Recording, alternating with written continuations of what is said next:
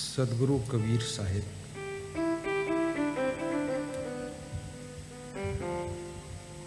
दुख के दो कारण बताते हैं।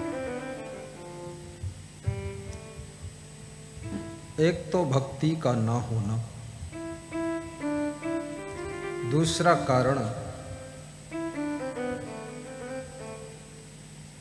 गंदी आदतों में फंस जाना।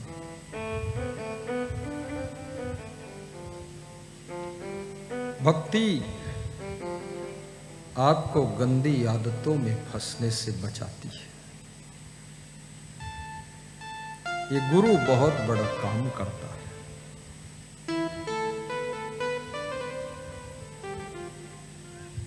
जवानी में प्रवेश करने के बाद मन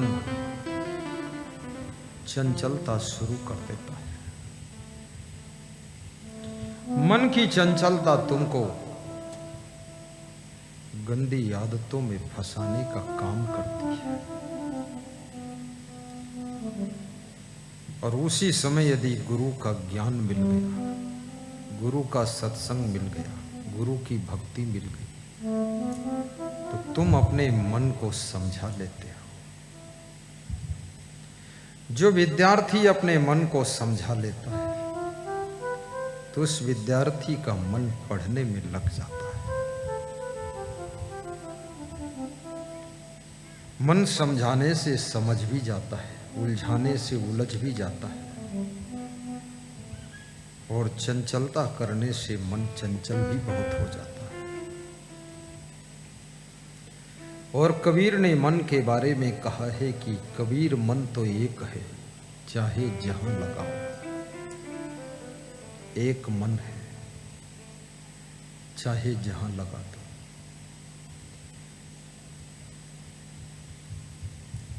जब उद्धव कृष्ण का संदेश लेकर गोकुल जाते हैं, ग्वाल बालों को, गोपिकाओं को समझाते हैं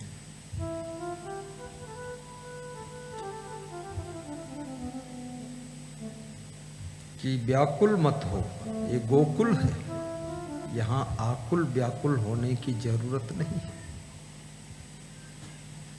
अपना मन अब अपने घर के काम धाम में लगाओ।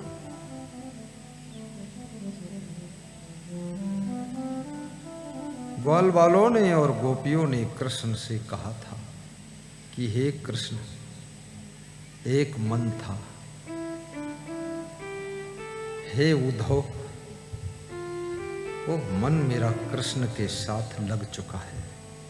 अब तुम बताते हो इधर लगाओ उधर लगाओ, अब मन बचा नहीं है। और जिसका मन जहां लग जाता है उसको वहां की याद आती रहती है।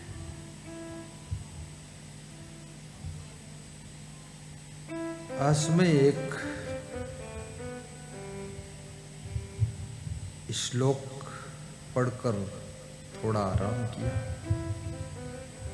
वो श्लोक मेरे दिमाग में जागने के बाद तुरंत याद आ रहा था, उसमें पूरा मन लगा था। अत्यार्यम अतिदातारम अतिव्रतम अतिशूरम। तो मैं सोच रहा था, सोने से पहले यदि विद्यार्थी बिस्तर पर लेटे लेटे भी थोड़ा सा अध्ययन करके सोए तो रात में सपने भी आएंगे, तो उसके पढ़ाई के बारे में भी आएंगे, इधर उधर के सपने नहीं आएंगे।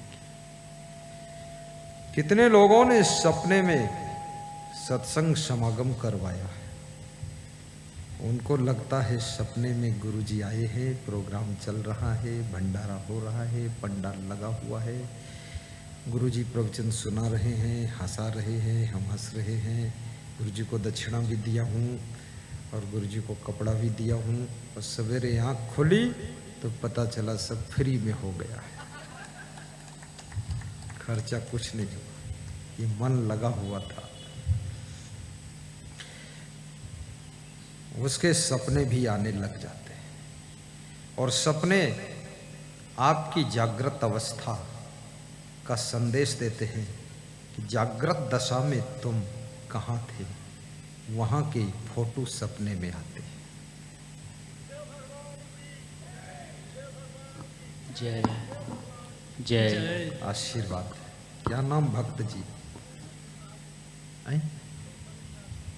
श्री रोशन निषाद जी। क्या श्रद्धा है, 3 बार सत्संग में आ चुके हैं। 3 बार सपने में गुरुजी आ गए। देखो है, इसलिए उनको ये बात अच्छी लगी और खड़े होकर जय बोले। सपने में गुरु को देखूं, जागूं तो दर्शन पाऊं। सपने में गुरु को देखूं, जागूं तो दर्शन पाऊं। जब तक सांसें चलती हैं, जब तक सांसें चलती हैं, गुरुवर की महिमा गाऊं। सपने में गुरु को देखूं, जागूं तो दर्शन पाऊं। सपने में गुरु को देखूं, जागूं तो दर्शन पाऊं। सपने में गुरु को देखूं, जागूं तो दर्शन पाऊं। जब भक्ति के सपने आने लग जाएं तो समझ लेना आपकी भक्ति परिपूर्ण हो चुकी है। अब तुम्हारा मन सोते जागते खाते पीते भक्ति में डूबा रहता है। ये सपने आना कोई आसान चीज नहीं। कितने लोग इंतजार करते हैं कि हमारे सपने में कब आएंगे गुरुदेव, आते ही नहीं। और जिनके सपने में आते हैं सौभाग्यशाली। सपना भी हो तो भक्ति का हो।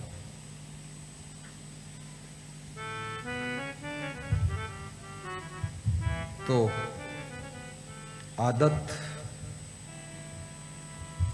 के बारे में कबीर साहब कहते हैं, जितना भजन बढ़ाओगे, ध्यान बढ़ाओगे, सत्संग बढ़ाओगे, सेवा बढ़ाओगे, आदत अपने आप ऐसे पीछे छूटती चली जाएगी जैसे सांप की पकी हुई क्योंचली पीछे छूट जाती है।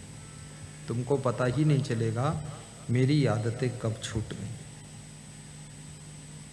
सांप के शरीर के ऊपर एक झिल्ली चढ़ जाती है, उसको क्योंचली कहते हैं। क्या कहते हैं यहां पर? वो झिल्ली चढ़ती, फिल्म। और जब फिल्म चढ़ती है तो सांप को चलना मुश्किल होता है, और सांप को दिखाई भी कम देता, क्योंकि आंखों के ऊपर भी झिल्ली, बड़े कष्ट आते हैं। इसी प्रकार से गलत आदत की फिल्म जिसके जीवन के ऊपर चढ़ गई है, उसको जीना भी बहुत मुश्किल होता है। उसको संसार में सत्य दिखता भी नहीं है। लेकिन वो गलत आदतों की झिल्ली, वो फिल्म कब उतर गई ये तुमको पता भी नहीं चलेगा। यदि आपकी भक्ति परिपक्व हो जाएगी, सेवा परिपक्व हो जाएगी, यदि आप सत्संग में डूब जाएंगे, तो गलत आदतों की फिल्म अपने आप पीछे रह जाएगी और तुम आगे निकल जाओगे। आजमगढ़ के महान भक्त श्री लल्लन तिवारी सिंचाई इंजीनियर कह रहे थे, गुरुदेव बहुत क्रोध आता था, कृष्ण की भक्ति बहुत किया मैंने, लेकिन क्रोध कम हुआ नहीं। बोले बीच में आप मिल गए तो अब 90% कम हो गया, तो 10% अभी बचा है क्या, मैंने पूछा। बोले कभी कभी आ जाता है जोश। तो हमने कहा वो भी ठंडा होना चाहिए। बोले एक बात और हो गई है, अब कोई मूर्ति पूजने की इच्छा भी नहीं होती है। अब आपका फोटो देखता हूं तो मुझको लगता है तुम ही राम मेरे, तुम ही कृष्ण मेरे, सब इसी में है। तुमने कहा मैंने तो कभी नहीं कहा कि मूर्ति मत पूजो। बोले कहो न कहो, पर अंतर ज्ञान हो रहा है कि जैसे हाथी के पांव में सबके पांव समा जाते हैं, ऐसे गुरुदेव में सभी देव समा जाते हैं, सभी देव समा जाते हैं। गुरु मेरी पूजा और गुरु मेरी दौलत, गुरु मेरी जन्नत, गुरु मेरी दुनिया और गुरु मेरा सब कुछ, गुरु मेरी रोटी दाल। ये हमारे संत जी गाते हैं, अभी गाएंगे।